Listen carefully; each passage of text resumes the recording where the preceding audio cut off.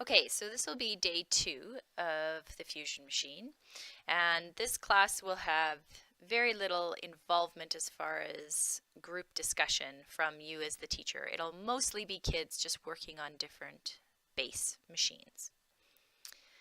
And I'm going to do the same as I did yesterday or on the other recording of having a pretend group of students that I'm working with, and the responses that I'm pretending they're making are typical responses that I've seen over and over from doing this in different classrooms. So, okay, here we go. Okay, so yesterday, you guys, we worked on the base 2 fusion machine. Who can tell me how that worked? Okay, and the kids explain, you have a little discussion about it.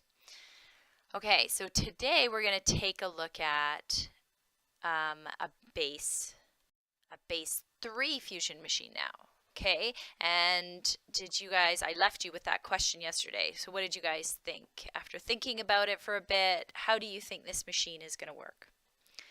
Okay, and once again at this point, most of the kids know how it's going to work. They do a great job of predicting, which is why this topic is not hard for kids. It's very easy for them. So let them discuss some of their ideas and then move forward.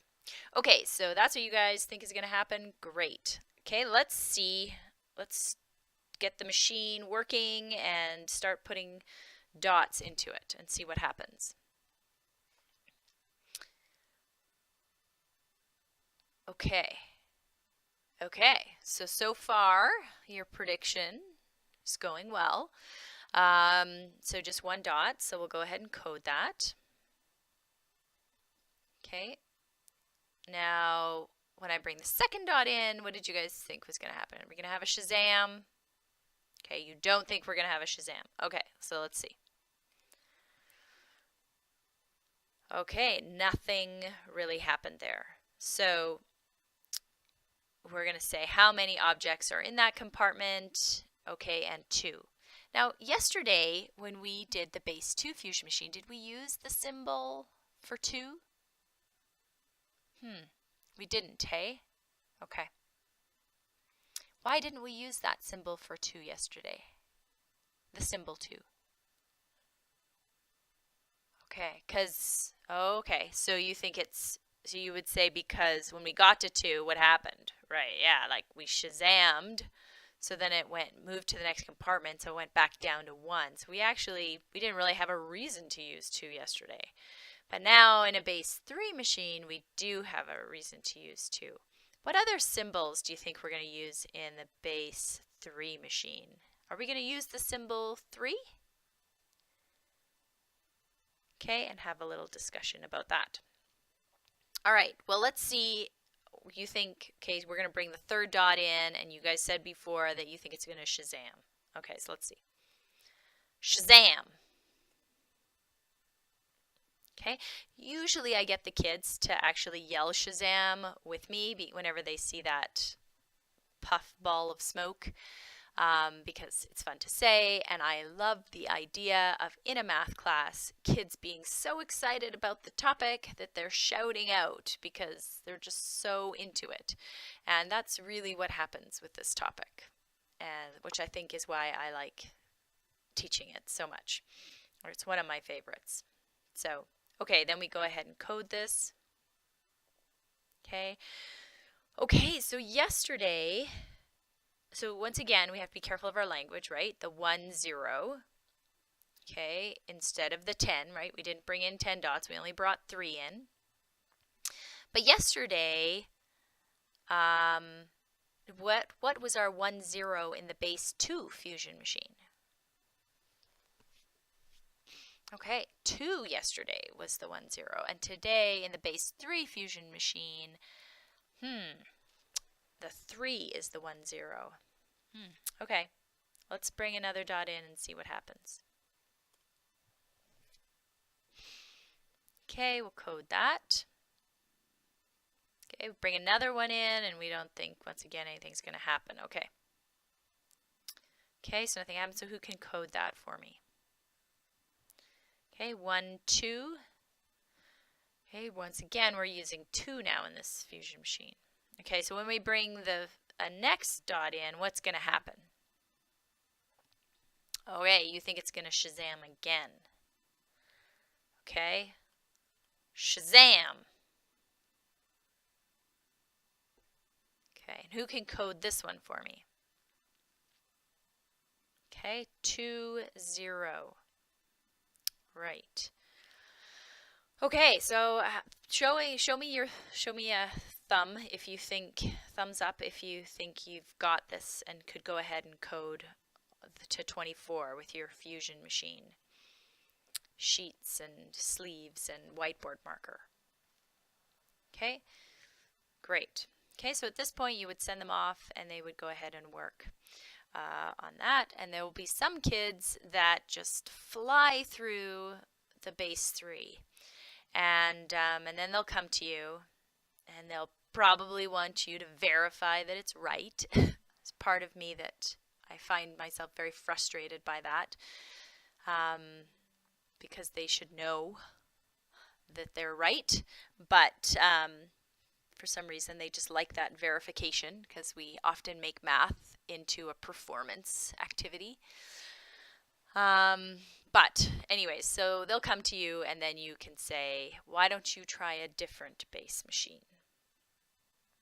And once again, if a student did lose track, for me personally, I don't make a big deal about that. If they can demonstrate or have demonstrated that they generally get the concept and they've just gotten like one wrong and then went off track, that doesn't bother me. I want them to get the big idea. So I'm fine with that. It's saying, oh, I see what you're doing here. Oh, you sort of lost a little bit of track here, but that's okay. You know what? Just go on to the next because I see that you understand the process. So just be really careful. And when you're on to the next base machine, because you want to keep track of those dots. So I would not make them go back and correct it. So then they might pick a base 5 machine to work on, but some of them will pick a base higher than 10, okay? And for me, it's your classroom, you can decide, but for me, I would actually let them go ahead and try a base that's bigger than 10. Now, if they pick base 1,000,000, okay, then I might say, okay, well, that might be a little bit crazy. Let's maybe pick something that's smaller because that's going to get really frustrating after a while. And they'll notice that pretty quick. Excuse me. So let them pick something higher than base 10. And the problem that they're going to encounter is when they code for 10. So they've brought in 10 dots and then they code for it. And when they write down, they're probably going to write down 1, 0, right? And then you can, once you're going around checking on that student, you can say, I notice you have 1, 0. But in this base machine, what is our 1, 0 going to be, right? Sort of when you Shazam to the next compartment, that's going to be our 1, 0. And so far you've had no Shazams. So is it 1, 0? And, they'll come to that realization that we only have symbols 0, 1, 2, 3, 4, 5, 6, 7, 8, 9. And anything beyond that is actually a code. So if we want to have a symbol for 10, we have to create it. We have to make one up. So I would say to that student, maybe for today, let's just pick a base machine that we already have symbols for. And then later we're going to look into, well, what do we do if we don't have a symbol for it? And I actually get the kids to create their own symbols and try and code then with their own invented symbols. So at the end of the,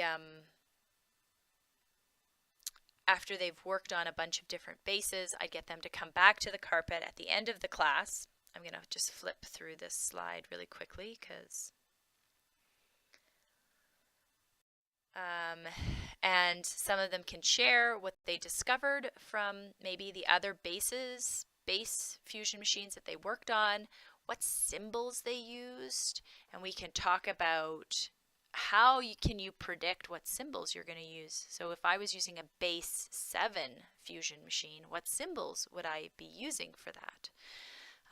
They start to notice that pattern. And then we talk about, okay, tomorrow we're going to work on a base 10 fusion machine.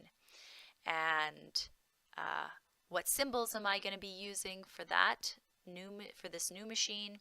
How do you think it's going to work? So I would send them off pondering those questions. I don't answer them. I always like to end a math class with a question that they can think about and come up with their own ideas on how they think it'll work out. So this is the end of the second class for the fusion machine. Thanks for listening.